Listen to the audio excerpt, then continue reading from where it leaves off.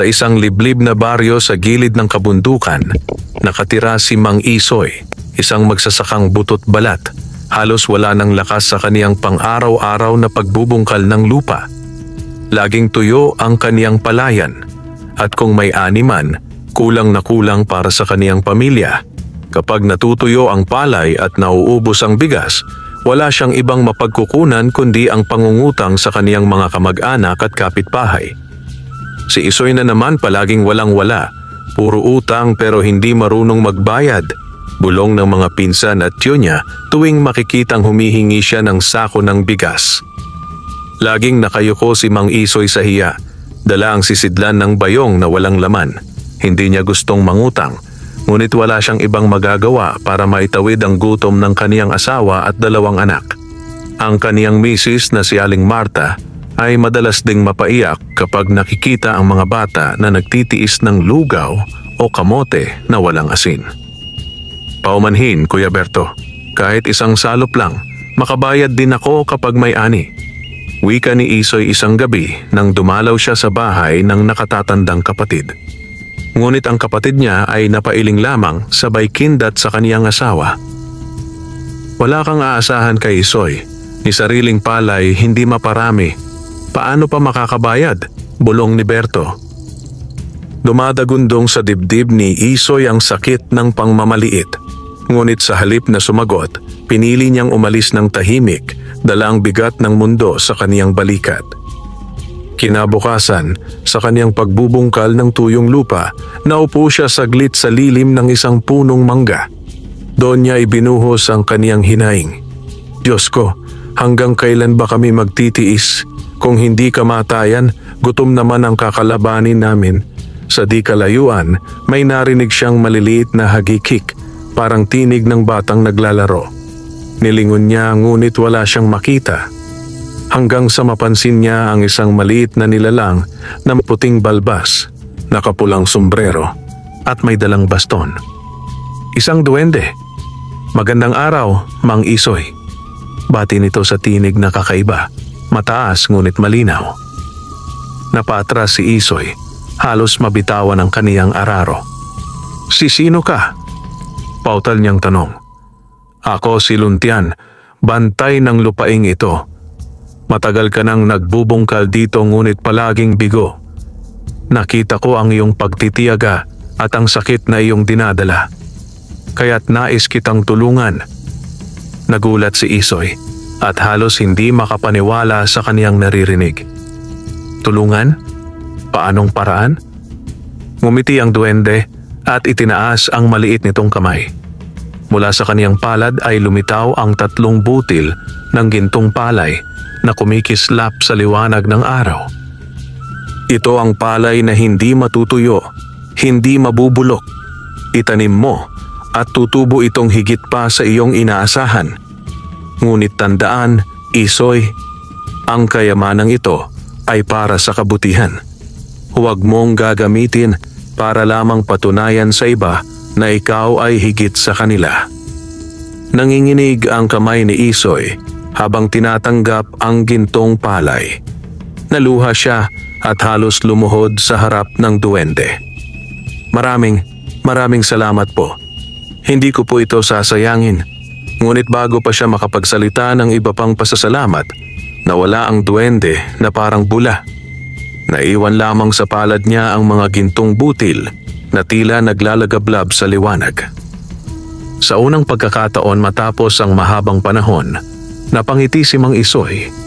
Naroon ang pag-asa, naroon ang simula ng pagbabago, na marahil sa susunod na anihan, hindi na siya muling pagtatawanan ng kaniyang mga kamag-anak. Madaling araw pa lamang ay gising na si Mang Isoy. Sa kaniyang palad, mahigpit niyang hawak ang 3 butil ng gintong palay na ibinigay ng duwende. Habang tinitingnan niya ang mga ito, tila ba may sariling liwanag na nagmumula sa maliliit na butil. Isang kakaibang sinag na nagbibigay ng pag-asa sa pusong matagal nang nagdurusa. Kung totoo nga ang sinabi ni Luntian, ito na ang magiging simula ng pagbabago. Bulong niya sa sarili. Tahimik na lumabas si Isoy sa kanilang kubo. Ayaw niyang marinig ng mga kamag-anak na kapitbahay o ng kaniyang asawa at mga anak na siya ay nagtatanim ng kakaibang palay. Baka siya ay pagtawanan o pagbintangang nababaliw. Kaya't dinala niya ang mga gintong butil sa pinakaliblib na bahagi ng kaniyang palayan, isang sulok na laging basa ng tubig at hindi masyadong natutuyuan kahit tag-init. Doon niya marahang ibinaon ang bawat butil. Habang tinatabunan ng lupa, tila ba may narinig siyang mahinang ugong mula sa ilalim ng lupa. Parang tinig ng lupa mismo na kumakanta. Kinilabutan siya, ngunit hindi siya umurong. Diyos na maawain, gabayan niyo po ang aking pagtatanim. Mahinang dasal niya. Nang bumalik siya sa kubo, sinalubong siya ni Aling Marta, ang kaniyang asawa. Mapungay ang mga mata nito sa kakulangan ng tulog at gutom, ngunit may bakas pa rin ng malasakit sa muka. Isoy, saan ka na naman galing? Wala pang ang araw ay lumabas ka na. Tanong nito. Nagtanim lang ako sa kabilang dulo ng palayan. Gusto ko sanang subukan ang isang paraan na baka magdala ng mas mabuting ani. Palusot niya. Hindi niya mabanggit ang tungkol sa duwende at sa gintong palay. Natatakot siyang hindi siya paniwalaan ng asawa. Kung ganoon, sana nga'y magtagumpay tayo, Isoy. Hirap na rin ako na laging mangutang. Ayoko nang marinig ang pangmamata ng mga kamag-anak mo. Malungkot na sagot ni Marta. Makalipas ang ilang araw, hindi makapaniwala si Isoy sa kaniyang nakita. Ang 3 butil ng palay ay nagsimulang sumibol sa napakabilis na paraan. Ang mga usbong nito ay mas luntian at mas malalaki kaysa sa ordinaryong palay.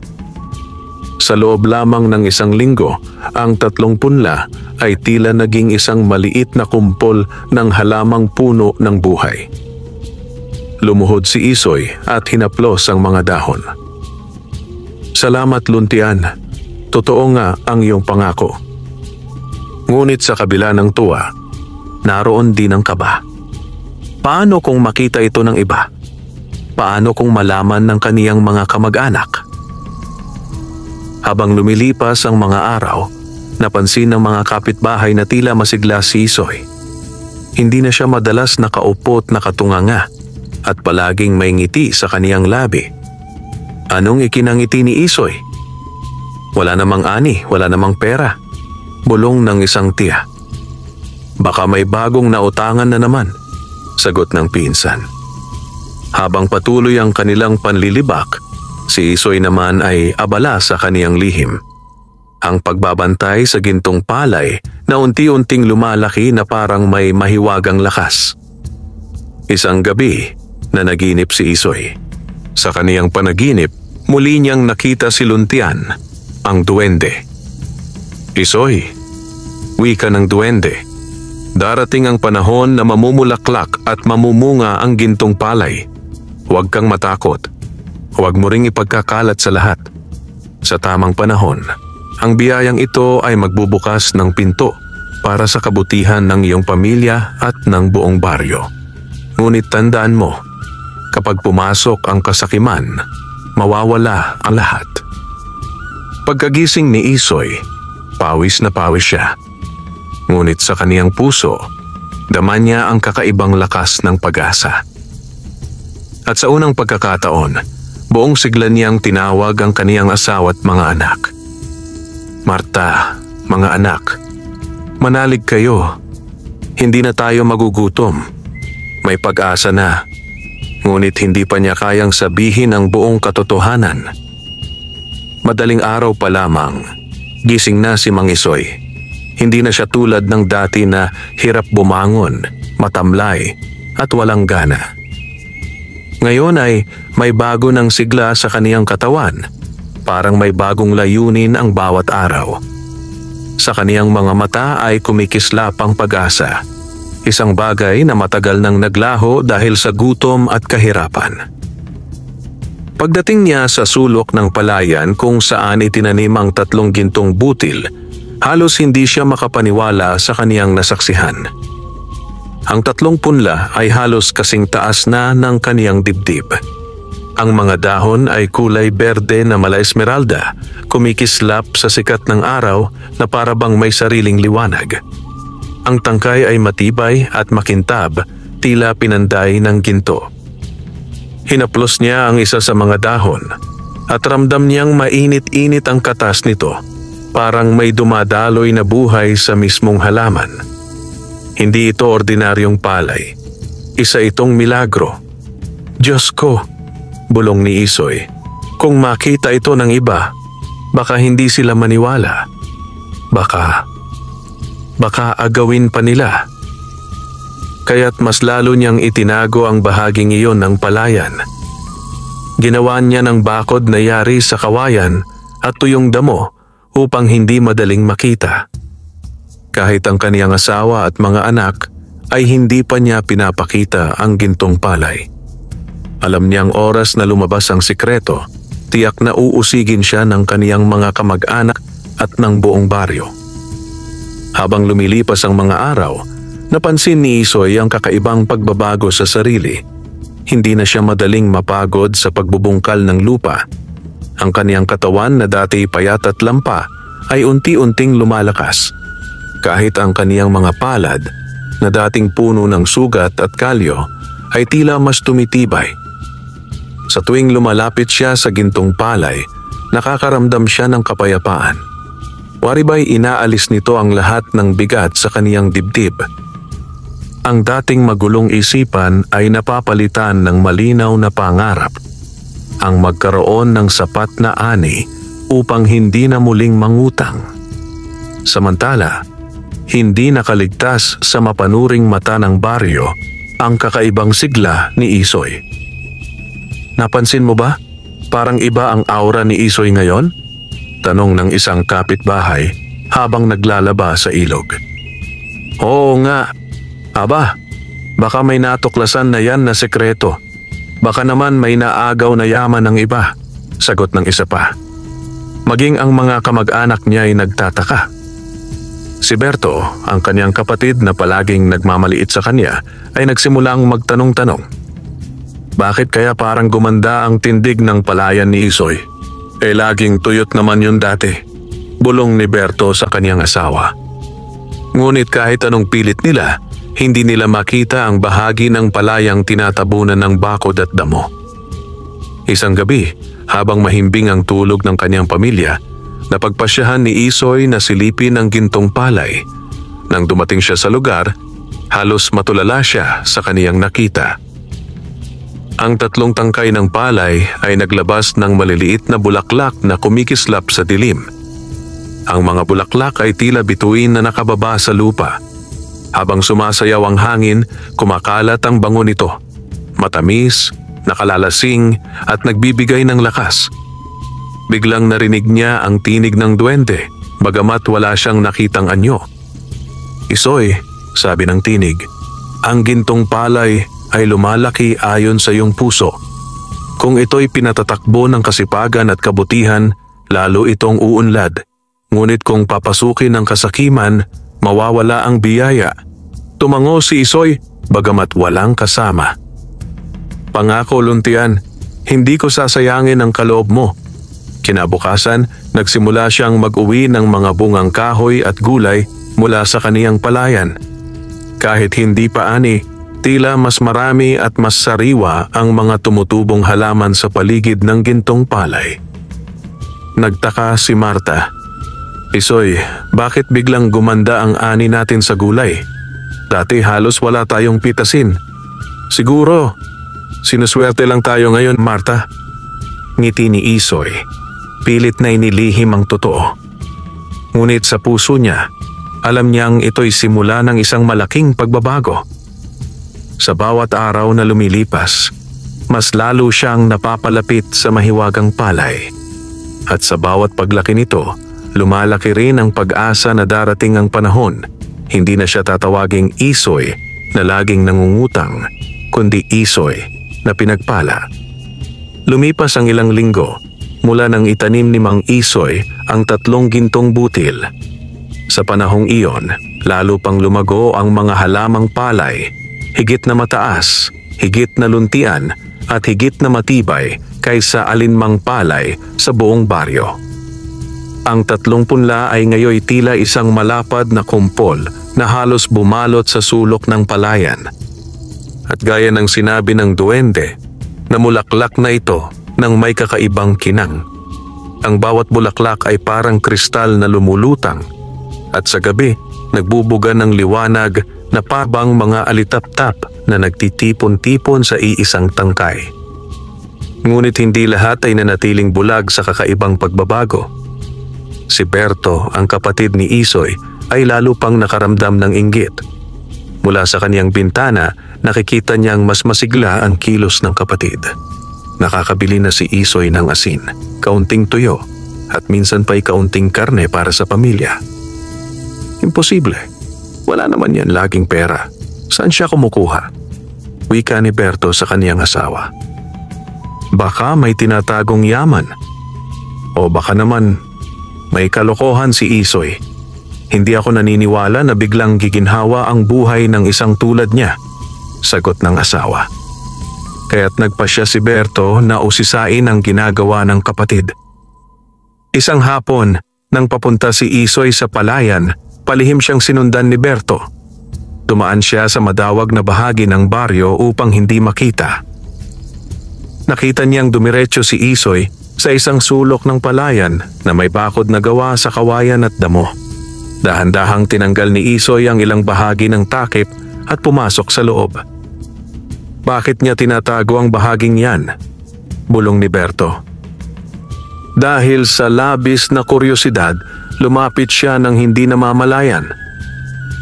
Mula sa siwang ng bakod, halos mabuwal si Berto sa kanyang nakita. Nagniningning ang palay sa loob ng bakuran. Ang mga tangkay ay tila pinanday ng ginto at ang mga butil na nagsisimula ng mabuo ay kumikislap na parang mga alahas. Diyos ko, ginto nga, bulong ni Berto na halos hindi makapaniwala. Agad siyang umatras at halos matapilok sa pagmamadali. Nanlaki ang kaniyang mga mata sa ideya. Kung mapapasa kamay ko ang gintong palay na iyon, wala nang Isoy na masigit pa sa akin. Kinagabihan, hindi nakatiis si Berto at ikinuwento sa niyang asawa ang kaniyang nakita. Asawa, hindi ordinaryong palay ang tinatanim ni Isoy. Ginto ang mga butil. Kung makukuha natin yon, tayo ang magiging pinakamayaman sa buong baryo, baka sa buong lalawigan pa. Ngunit binalaan siya ng asawa. Baka naman sumpain tayo kung pakikialaman natin ang hindi atin. Paano kung masamang espiritu ang pinagmulan niyan? Hindi ako naniniwala sa sumpa. Ang mahalaga, huwag nating palampasin ang pagkakataon. Maring sagot ni Berto. Kinabukasan, pinilit ni Berto na kausapin si Isoy. Kapatid, napapansin kong gumaganda ang ani mo. Hindi mo ba ako tuturuan ng sikreto mo? Paano ka nagkakaganyan bigla? Tanong nito. Pilit pinipigil ang kasakiman sa tinig. Ngumiti lamang si Isoy at umiwas ng sagot. Siguro'y swerte lang, Berto. At syempre, pagtitiyaga. Wala namang sikreto. Ngunit sa loob-loob niya, ramdam niyang may kakaibang titig si Berto. Isang titig na puno ng pagnanasa. Sa gabing iyon, muling nanaginip si Isoy. Nakita niyang muli si Luntian, ang duwende. Isoy, sabi nito, mag-ingat ka. May nakakita na sa iyong gintong palay. Ang kasakiman ng tao ang tunay na panganib na dapat mong bantayan. Nagising si Isoy na pawis. Sa kaniyang dibdib ay may kaba. Alam niyang hindi niya na kayang itago ng matagal ang kaniyang sikreto. At mula sa dilim ng kaniyang isip, bumabalik-balik ang mga salita ni Luntian. Kapag pumasok ang kasakiman, mawawala ang lahat. Mula nang masilip ni Berto ang gintong palay ni Isoy, hindi na siya mapakali. Sa tuwing umuupo siya sa balkonahe ng kanilang bahay, sa tuwing nagbubungkal ng sariling palayan, at kahit sa gitna ng pagkain, palaging sumasagi sa isip niya ang kumikislap na mga butil na nakita niya. Kung akin lamang yon, bulong niya sa sarili, hinding-hindi na kami maghihirap. Ako ang magiging pinakamayamang magsasaka sa baryo at si Isoy, siya ang magmamakaawa sa akin. Isang gabi, kinausap niya ang kanyang asawa. Asawa, ani Berto habang nakatingin sa dilim. Kailangan nating makuha ang gintong palay na yon. Hindi pwedeng si Isoy lang ang makinabang. Napakunot ang noo ng kaniyang asawa. Berto, huwag kang magpadala sa inggit. Baka may dahilan kung bakit ibinigay kay Isoy ang biyayang yan. At paano kung sumpain tayo? Hindi mo ba naisip yon? Ngunit mariin ang sagot ni Berto. Sumpa? Walang sumpa kung tayo'y magiging maingat. Hindi natin hahayaang manatili kay Isoy ang kayamanang yon. Ako ang nakatatandang kapatid. Ako ang mas nararapat. Mula noon, palihim na nagbabantay si Berto tuwing gabi. Lumulusot siya sa madawag na bahagi ng palayan upang mapagmasdan ang gintong palay. Doon niya nakita ang mas nakamamanghapang tanawin. Sa ilalim ng buwan, ang gintong palay ay nagliliwanag na tila bituin na itinanim sa lupa. Ang mga tangkay ay kumikintab at ang mga butil na nagsisimulang bumilog ay parang tunay na perlas. Ginto talaga. Ginto. Bulong niya habang kumikislap ang kaniyang mga mata sa kasakiman. Ngunit hindi lamang siya ang nakapansin.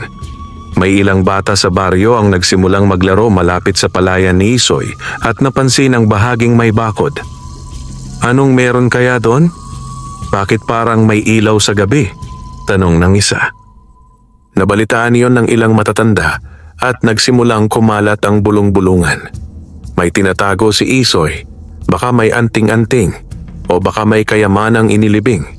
Nadagdagan lalo ang inggit ni Berto. Kapag nagtagal, baka marami pang makaalam. Kailangan ko ng kumilos bago pa mahuli. Isang araw, kinausap muli ni Berto ang kaniyang kapatid.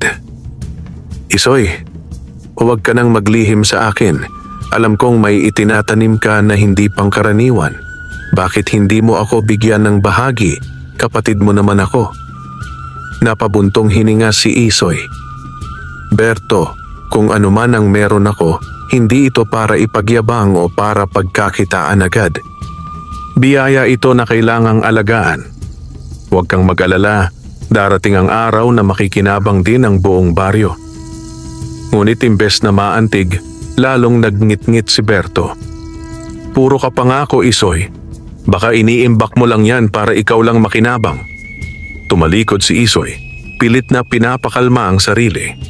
Ngunit ramdam niya ang panganib sa mga salita ng kaniyang kapatid. Kinagabihan, habang payapa ang baryo, nagpasya si Berto. Dala ang kaniyang gulok, dahan-dahan siyang lumabas ng bahay at nagtungo sa palayan ni Isoy. Ngayon, akin ka na! Bulong niya habang papalapit sa gintong palay na kumikislap sa dilim. Ngunit bago pa niya maabot ang bakod, isang malamig na hangin ang biglang umihip. Sa gilid ng kaniyang paningin, tila ba may aninong maliit na gumagalaw. May narinig din siyang tinig na paanas. Kasakiman. Napahinto si Berto. Kinilabutan, ngunit pinilit pa rin ang sarili. Wala akong pakialam kung may espiritu. Ang mahalaga, mapasa akin ang gintong palay. Ngunit hindi niya alam. Ang kaniyang balak ay simula ng isang mas malaking kapahamakan. Hindi lamang para kay Isoy, kundi para sa buong baryo. Gabi ng kabilugan ng buwan, tahimik ang buong baryo, tanging huni ng kuliglig at alingaungaw ng hangin ang maririnig. Sa malayo, kumikintab ang palayan ni Mang Isoy, lalo na ang sulok na nababakuran ng kawayan at tuyong damo. Mula roon, sumisingaw ang malagintong liwanag na parabang apoy na pumapailan lang mula sa lupa. Nakatayo sa lilim ng punong santol si Berto, hawak ang matalim na gulok. Pawisan siya kahit malamig ang hangin. Ang kaniyang dibdib ay kumakabog, hindi sa takot, kundi sa matinding pagnanasa. Ngayon ang gabi, bulong niya sa sarili. Akin na ang gintong palay. Si Isoy ay wala ng laban sa akin. Tinalian niya ang kaniyang baywang ng sako. Balak niyang punuin ito ng mga gintong butil at iuwi ng palihim. Sa isip niya, hindi na kailangang malaman ng kapatid.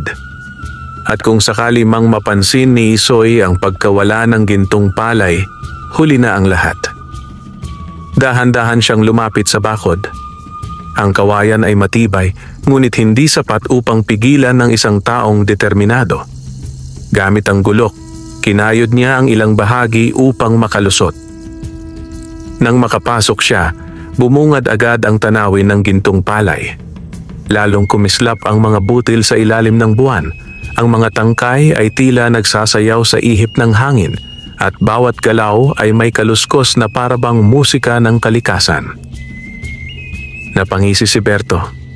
"Ito na! Akin na kayo." Lumapit siya at inabot ang isang tangkay. Sa kaniyang paghawak, dama niya ang init na dumadaloy mula sa halaman, tila kuryente na gumagapang sa kaniyang mga ugat. Ngunit hindi niya binitawan.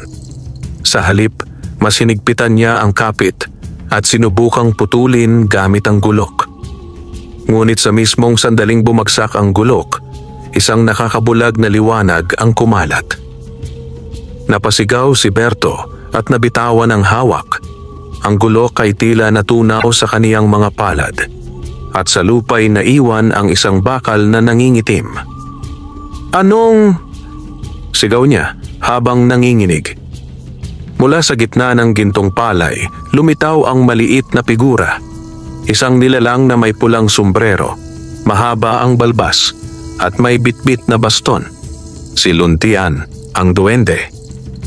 "Kasakiman? Anito, malamig ang tinig.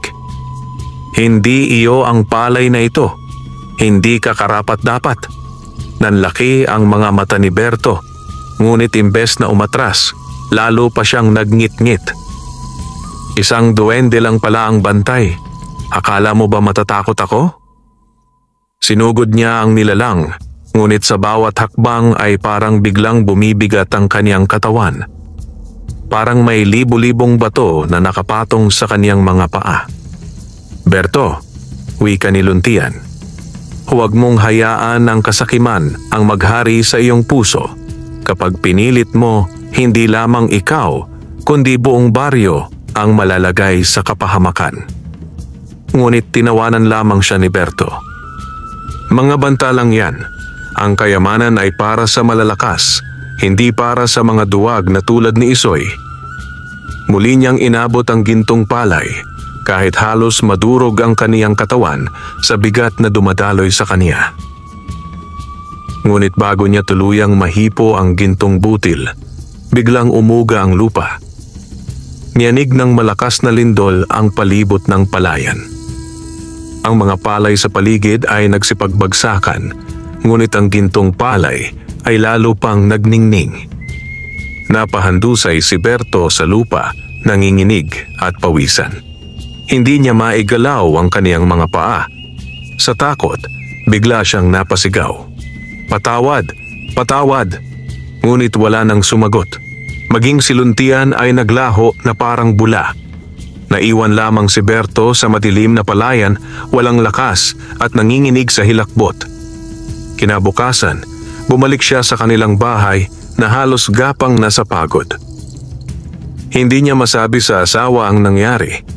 Sa halip, nagkunwari siyang nahulog sa irigasyon at napilayan. Ngunit sa kaniyang isipan, paulit-ulit ang tinig ng duwende. "Kapag pinilit mo, buong baryo ang mapapahamak." Ngunit kahit may takot sa kaniyang dibdib, hindi pa rin lubusang naglaho ang apoy ng kasakiman. Ang gintong palay ay nananatili pa ring nasa isip niya, kumakain sa kaniyang kaluluwa. Mabilis ang takbo ng panahon. Ang 3 gintong butil na itinanim ni Mang Isoy ay ngayon naging isang malapad na kumpol ng palay. Mas malago, mas luntian, at mas kahanga-hanga kaysa sa buong palayan ng baryo. Ang bawat tangkay ay hitik sa mga butil na tila kumikislap sa araw, at sa gabi, nagiging parang ilaw ng mga bituin na bumaba sa lupa. Tuwing dinadalaw niya ang gintong palay, hindi niya maiwasang mapaluha. Ito na. Ito na ang sagot sa lahat ng paghihirap namin. Isang madaling araw, bago pa sumikat ang araw, pumunta si Isoy sa kaniyang palayan. Doon niya nakita ang mga unang butil ng gintong palay na hinog na. Sa halip na karaniwang kulay dilaw, ang mga butil ay kumikislap na parang alahas, tila ginto na kayang ipambili ng buong baryo. Dahan-dahan niyang pinitas ang isang tangkay. Sa kaniyang kamay, ramdam niya ang bigat ng mga butil, tila hindi palay kundi mismong gintong butil ng yaman. Diyos ko, salamat, bulong niya habang nakaluhod. Pag-uwi niya, ipinakita niya kay Aling Marta ang ilang piraso. Nanlaki ang mga mata ng kaniyang asawa, halos hindi makapaniwala. Isoy, saan mo nakuha ito? Totoo ba ito? Ngumiti si Isoy at tumango. Marta, ito ang dahilan kung bakit ako laging abala. Ito ang sagot sa ating hirap. Ngunit kailangan nating maging maingat. Huwag nating ipaalam kanino man. Niyakap siya ni Marta, nangingilid ang luha sa tuwa. Kung totoo ito, hindi na magugutom ang ating mga anak.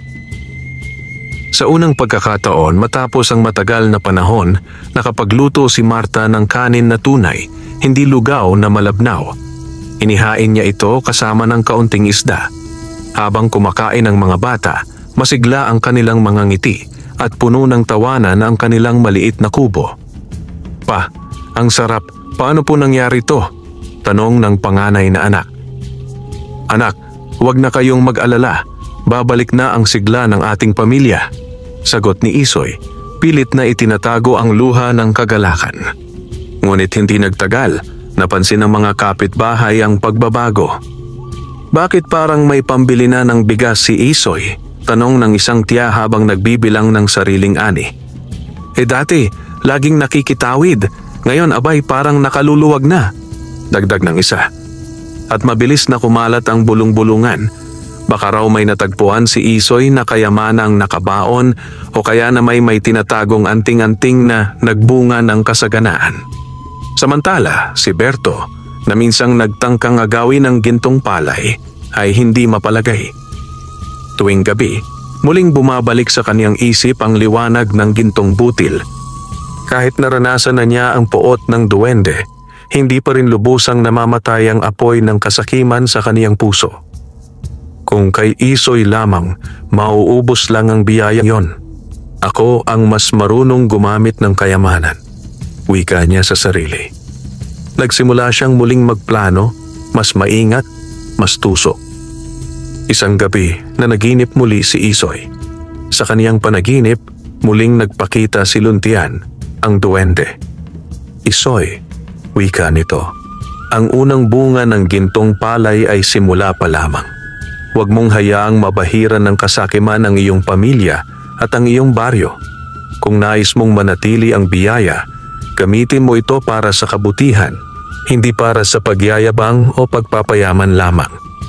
Nagising si Isoy, pawisan at kabado. Alam niyang tama ang duwende.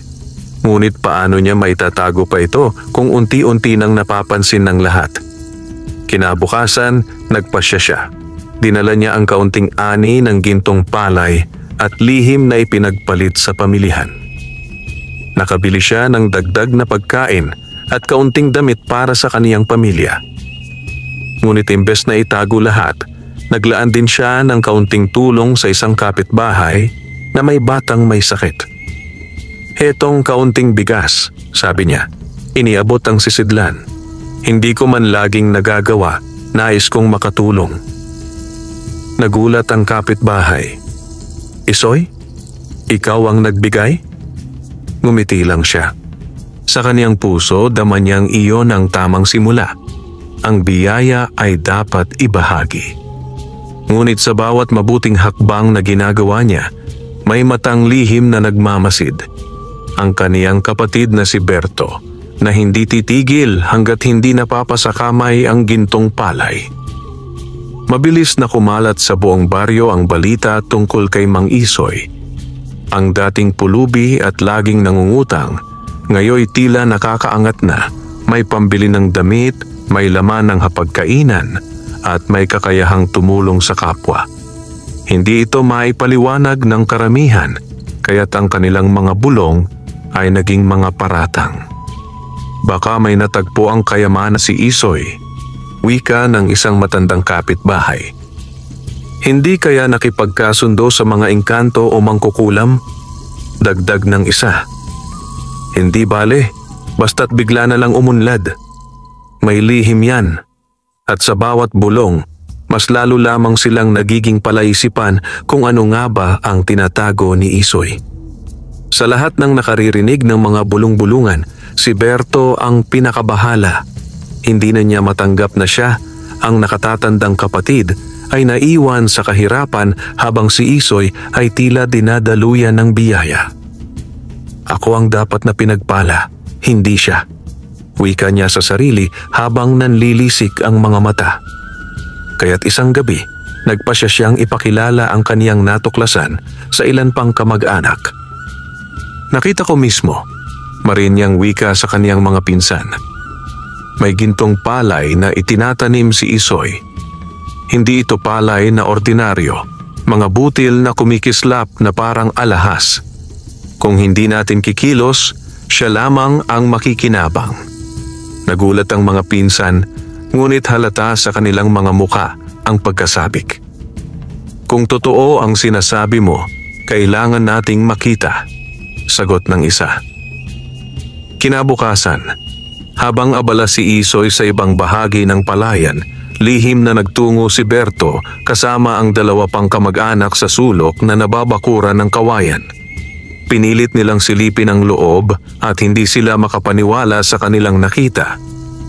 Nariyan nga, bulalas ng isa. Ginto ang mga butil. Nagapoy ang kanilang kasakiman. Hindi na lamang si Berto ang nagnanais, kundi pati na rin ang iba.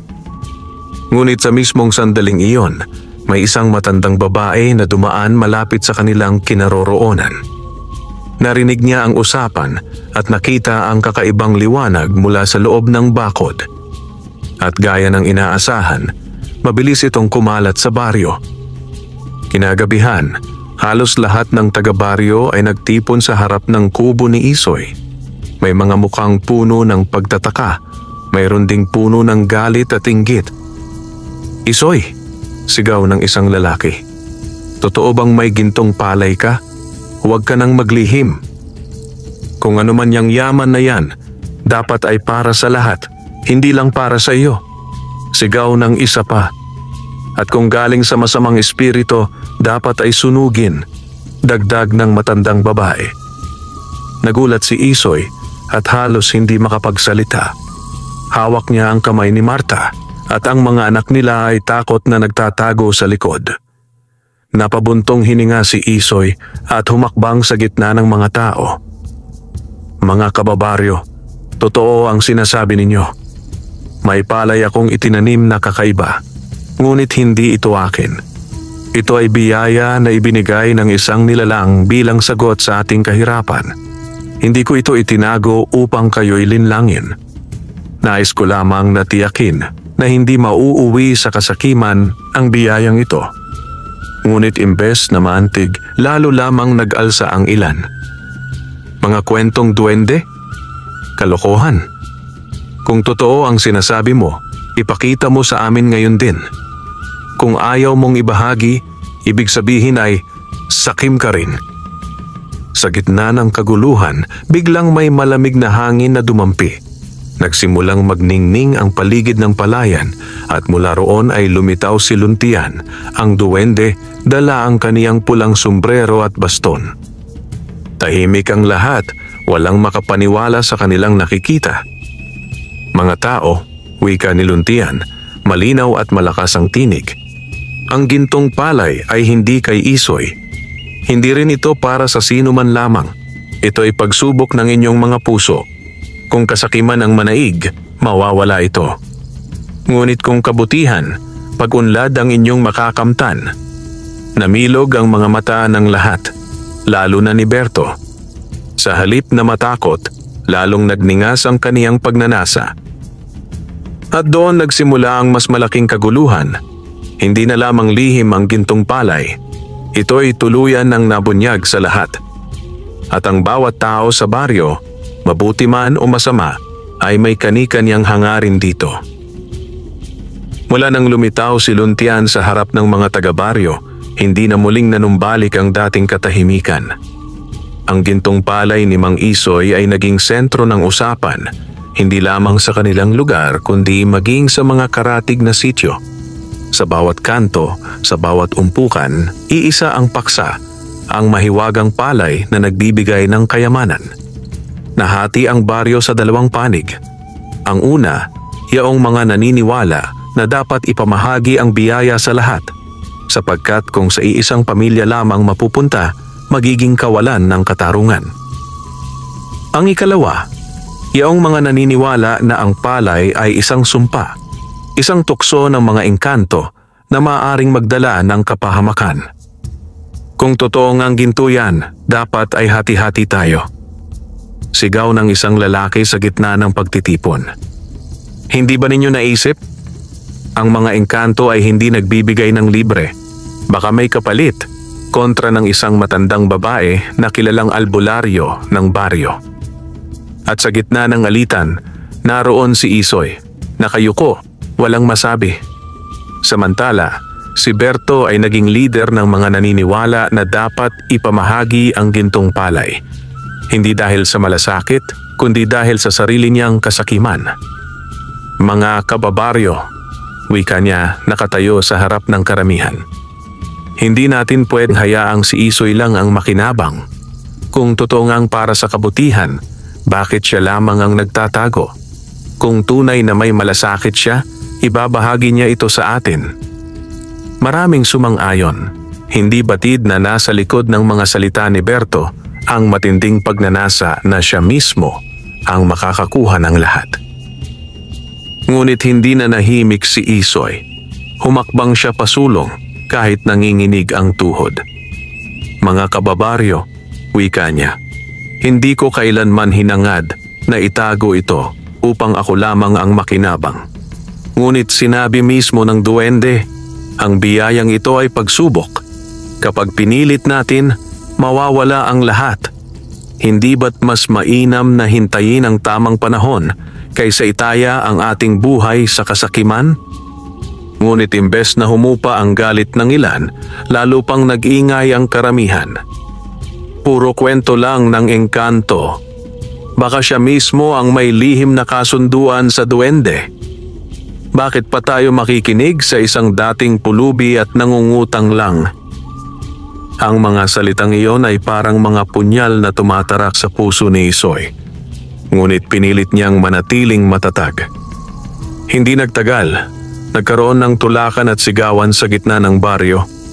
Ang ilan ay nais ng puwersahang pasukin ang palayan ni Isoy at agawin ang gintong butil. Ang iba naman ay pilit na pumipigil, naniniwalang delikado ito. Kapag kinuha ninyo ng walang pahintulot, sumpa ang darating sa atin, babala ng matandang albularyo. Hindi ako naniniwala sa sumpa. Sigaw ni Berto habang hawak ang gulok. Ako mismo ang mangunguna para kunin ang bahagi natin. Nagkaroon ng kaguluhan. Ang mga batay nagsisigawan, ang mga babae nagtatakbuhan, ang mga lalaki na may nagtulakan, halos magkasakitan. Sa gitna ng kaguluhan, muling lumitaw si Luntian, ang duwende. Ang kaniyang anyo'y mas nakakatakot ngayon, mas matalim ang tingin, mas mabigat ang boses. Tama na! Sigaw niya at biglang lumamig ang hangin. Lahat ay natahimik. Hindi ninyo ba nauunawaan? Ang gintong palay ay hindi upang pagkaguluhan. Ito ay pagsubok sa inyong mga puso. Ngunit kayo, pinairal ninyo ang kasakiman at galit. Kung magpapatuloy ito, mawawala ang lahat ng biyaya.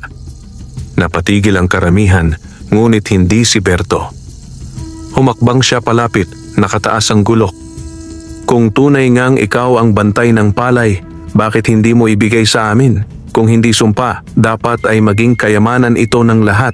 Sino ka para hadlangan kami? Tumawa si Luntian ngunit ang kaniyang halakhak ay malamig at nakakatindig balahibo. Ang kasakiman mo, Berto, ang sisira sa baryo. At sa oras na pilitin mong kunin ang hindi iyo, hindi lamang ikaw ang mawawala, kundi pati ang mga inosente. Ngunit sa halip na umatras, lalo pang tumapang si Berto. Kung sumpa man o hindi, akin pa rin ito. Itinaas niya ang gulok at humakbang papasok sa bakuran ng gintong palay, walang takot sa kapahamakan. At sa sandaling iyon, alam ng lahat na ang kasunod ay hindi na simpleng pagtatalo, kundi isang trahedya. Sa ilalim ng liwanag ng kabilugan ng buwan, nakatayo si Berto sa harap ng gintong palay. Ang kaniyang gulok ay kumikislap at ang mga matay nagliliyab sa matinding pagnanasa. Sa paligid, nakapalibot ang mga taga-baryo, iba'y takot, iba'y sabik, at ang ilan na may umaasang makikinabang sa anumang mangyari. Si Mang Isoy ay nakaluhod, hawak ang kamay ng kanyang asawa at mga anak, nanginginig sa kaba. Ang puso niya'y dumadagundong, hindi para sa sarili kundi para sa kapatid niyang pinahihirapan ng kasakiman. Lumapit si Luntian, ang duwende. Ang kaniyang anyo ngayon ay mas nakakatindig balahibo, mas maliwanag ang pulang sombrero at mas mahaba ang balbas na tila umaalon sa hangin. Ang kaniyang tinig ay dumadagundong sa buong kapatagan. "Berto!" sigaw niya. "Ito na ang huling babala. Ang gintong palay ay hindi para sa iyo. Kapag pinilit mong kunin, hindi lamang ikaw ang mapapahamak, kundi ang buong baryo." Ngunit si Berto ay binggi na sa babala. "Mga kwento lang yan. Ang yaman ay para sa mga matapang. At ngayong gabi, akin na ito." Itinaas ni Berto ang kaniyang gulok at buong lakas na pinutol ang isa sa mga tangkay ng gintong palay. Sa sandaling bumagsak ang talim sa halaman, sumiklab ang nakakasilaw na liwanag. "Aray!" sigaw niya, sabay bitaw sa gulok na biglang nag-init at nagdilim na tila uling. Ngunit kahit halos mabaliw sa sakit, hindi siya umatras. Muli niyang hinawakan ang gintong palay, pilit na pinupunit ang mga butil. Biglang umalingaw-ngaw ang isang malakas na ugong mula sa ilalim ng lupa. Umuga ang palayan at ang gintong palay ay naglabas ng matinding liwanag na pumailan lang sa langit. Mula sa mga butil, lumabas ang maiitim na usok na unti-unting naging mga aninong hugis tao. Ang kanilang mga mata ay nagliliyab na pula at ang kanilang tinig ay sabay-sabay na bumigkas. Kasakiman, kasakiman. Ang baryo ay nilukob ng malamig na hangin. Ang mga tao'y nagsisigawan, nagtakbuhan at nagdasal. "Diyos ko, iligtas niyo kami," sigaw ng mga matatanda. Si Berto, sa halip na matakot, ay lalong nagngit-ngit. "Wala akong pakialam kung anino o engkanto kayo. Sa akin pa rin kayo." Ngunit sa isang iglap, ang mga anino'y bumalot sa kaniya. Nagsisigaw siya, nagpupumiglas, ngunit unti-unti siyang nilalamon ng dilim. Hanggang sa mawala siya sa paningin ng lahat, iniwan ang baryo na may alingaw-ngaw ng kaniyang huling sigaw. Pagkatapos ng nangyari, ang gintong palay ay unti-unting nagbago. Ang liwanag nito'y kumupas at ang mga butil na dating kumikislap ay naging abo. Ang lahat ng palibot na lupa ay natuyot, parang walang buhay. Si Isoy ay napaluhod, lumuluha. "Berto, bakit hindi ka nakinig?" Lumapit si Luntian, mabigat ang tinig. "Isoy, hindi mo kasalanan. Ang gintong palay ay pagsubok, at tulad ng lahat ng pagsubok, may mga bumabagsak." Ang kasakiman ni Berto ang nagdala sa kaniyang kapahamakan. Tahimik ang baryo matapos ang lahat. Ang mga tao na dati nag-aaway ay ngayon nagkakaisa sa takot at panghihinayang. "Itoy, anong mangyayari sa atin ngayon?" tanong ng isang kapitbahay. "Huwag na nating muling pairalin ang kasakiman," sagot ni Isoy. Kung nais nating umasenso, magsikap tayo ng sama-sama, hindi sa pamamagitan ng pandaraya o pag-agaw ng hindi atin. Tumango ang ilan habang ang iba'y napayuko, nahihiya sa kanilang ginawa. Huling lumapit si Luntian kay Isoy. Nagpakita ang gintong palay hindi para magbigay ng yaman, kundi para subukin ang inyong puso. Tandaan mo, Isoy, ang tunay na ginto ay nasa kasipagan, pagkakaisa at kabutihan. Iyon ang magdadala ng kasaganaan sa inyo. Pagkatapos noon, kumislap ang katawan ng duwende at unti-unting naglaho sa hangin. Naiwan ang katahimikan at ang malamig na simoy ng gabi. Lumipas ang mga araw at unti-unting bumalik sa normal ang baryo. Ngunit ang pangyayaring iyon ay hindi malilimutan kailanman. Si Isoy ay nanatiling masipag na magsasaka at sa kabila ng pagkawala ng gintong palay, natutunan ng buong baryo ang pinakamahalagang aral. Ang kasakiman ay nagdadala ng kapahamakan, ngunit ang kabutihan at pagkakaisa ay nagbubunga ng tunay na kayamanan. At sa tuwing may kabilugan ng buwan, ang mga tao'y napapatingala at naaalala ang sigaw ni Berto. Isang paalala na hindi lahat ng kumikislap ay dapat pagnasaan. Wakas.